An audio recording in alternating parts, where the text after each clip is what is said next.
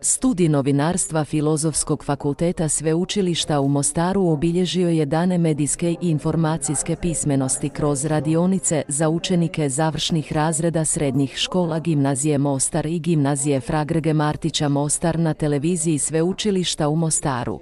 Ovogodišnja tema Svjetskog tjedna medijske i informacijske pismenosti je medijska i informacijska pismenost u digitalnom prostoru, kolektivni globalni plan.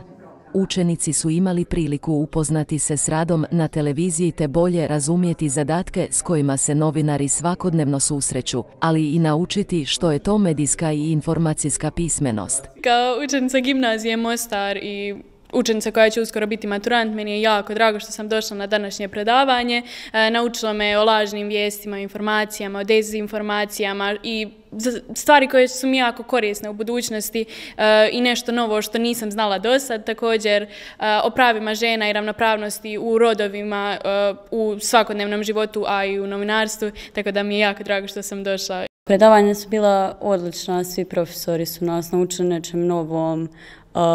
Super mi je to što sam sada zapravo shvatila kako prepoznati, na primjer, neke lažne vijesti i tim ću se sada i koristiti novim informacijama koje sam naučila. Htjela bih se prvenstveno zahvaliti profesorima i profesoricama na ovom predivnom predavanju.